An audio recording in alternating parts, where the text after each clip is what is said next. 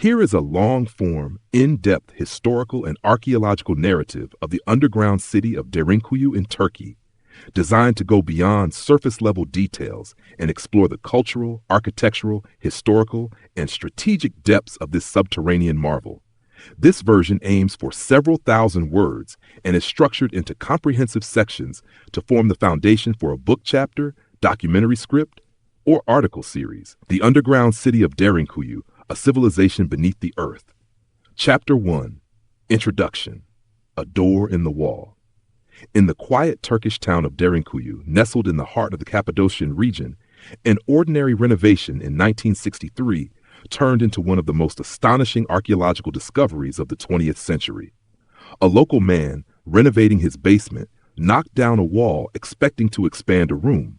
Instead, he uncovered a dark tunnel that led into an unknown subterranean chamber. That chamber turned into a corridor. The corridor gave way to a network of rooms, staircases, ventilation shafts, and storage spaces that seemed to spiral endlessly downward into the earth. What he had discovered was not just a cave. It was the gateway to a massive underground city, stretching over 18 levels deep, designed to shelter up to 20,000 people, along with their animals, food supplies, and religious centers. This was Derinkuyu, one of the deepest and most extensive underground cities ever discovered, a 3,000-year-old multi-level complex that rewrote our understanding of ancient engineering and urban planning. Chapter 2. Geological Foundations. Carving cities from volcanic ash. The foundation of Derinkuyu's construction lies in its geology. The entire region of Cappadocia is formed from tuff, a soft, malleable stone created by layers of volcanic ash compacted over millennia. Millions of years ago, ancient volcanoes like Mount Ursius, Hassan, and Melendez erupted repeatedly, covering the region in thick deposits of ash that cooled and hardened into tuff. Tuff is soft enough to be carved using simple tools, yet strong enough to support weight and resist minor tremors, making it ideal for excavation. Early settlers in the region realized this and began carving homes, churches, and storage rooms directly into cliff faces. Over time, these shallow cave homes evolved into vertical living systems, expanding downward rather than outward. The early phases of underground construction in Cappadocia likely began during the Bronze Age, but Derinkuyu's more complex levels are believed to have taken shape by around 800 BCE, possibly initiated by the Phrygians, an Indo-European people known for their craftsmanship and construction skills. Chapter 3. Engineering the Depths. Urban Design Underground. The design and architecture of Derinkuyu are a testament to ancient ingenuity and survival instinct. Unlike surface cities with open landscapes and sky for reference, underground urban planning required a completely different mindset, one that considered airflow, water management, fire safety, spatial memory, lighting, food preservation, and the ability to defend against hostile intrusions. Key architectural features. 1. Vertical layout. The city plunges nearly 85 meters, 279 feet, below the surface, comprising 18 levels, with the topmost ones used for public and religious life, while deeper layers were designated for food storage, animal pens, and long-term refuge during siege. 2. Narrow corridors and stairs. The passageways between chambers were deliberately tight, often forcing a single person to pass through at a time. This design helped with defensive strategies, allowing defenders to ward off attackers with ease. 3. Rolling stone doors. Each level could be sealed off with massive circular stone doors, resembling millstones, up to 1,000 pounds, 450 kilograms in weight. These doors could only be operated from the inside and were strategically placed at hallway entrances to block invaders. 4. Ventilation shafts. Over 52 vertical ventilation shafts, some extending all the way to the surface, supplied fresh air. The shafts were ingeniously built to maintain airflow across all levels, preventing suffocation even in the city's lowest levels. 5. Water systems and wells. Water was drawn from independent underground aquifers, ensuring residents had access to clean water even during prolonged sieges.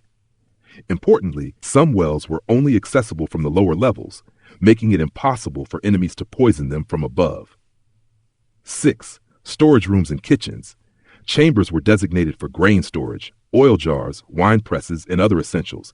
Kitchens were equipped with soot-stained ceilings, ovens, and ceramic storage pots, revealing a fully functioning underground economy. 7. Livestock stables and barns. Areas carved with feeding troughs and sloped floors indicate where cattle, sheep, and poultry were kept.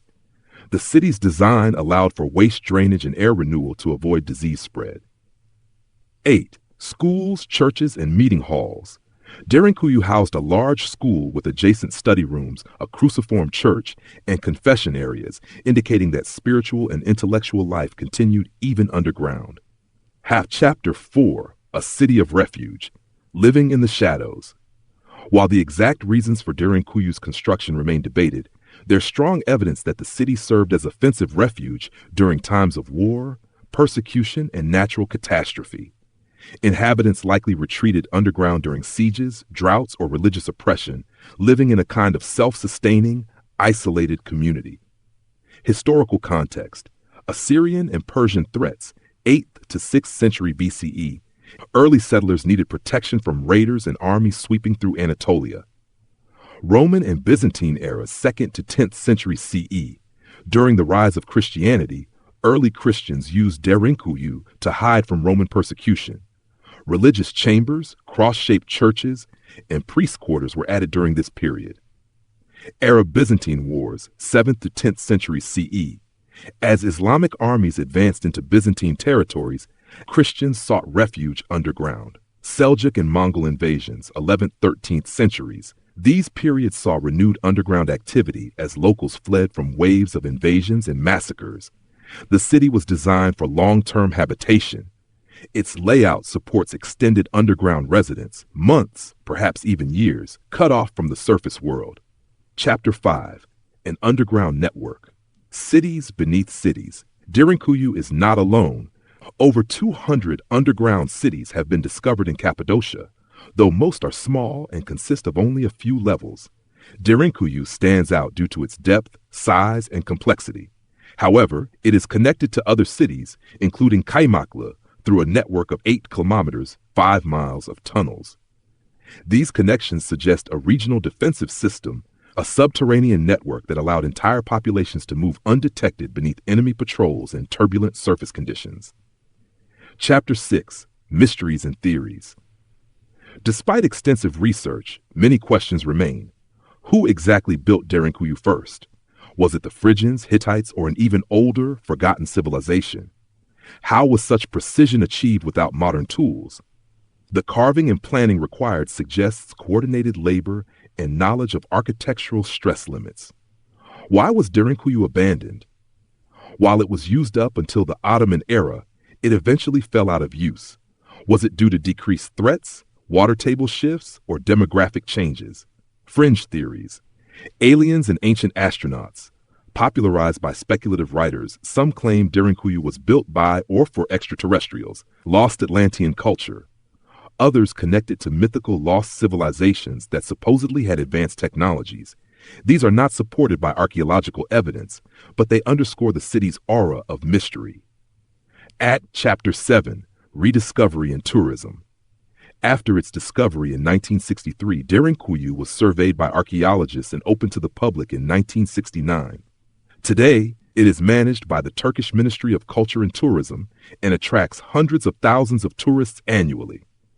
Only about 10% of the city is accessible to visitors, and many deeper chambers remain undocumented or unexplored.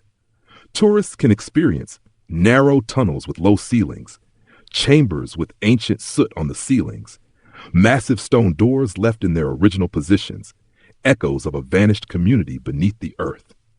Chapter 8. Legacy of Derinkuyu, Humanity's Hidden Cities. Derinkuyu is more than a curiosity. It is a monument to survival, resilience, and engineering. It shows how ancient humans adapted to harsh realities using innovation and collective effort. It also reveals the fragility of civilizations and how entire communities sometimes must hide to preserve life and culture. In an era increasingly aware of natural disasters and global instability, Derinkuyu stands as a powerful symbol of taking refuge, of building together, of outlasting the storm in silence and darkness until light returns.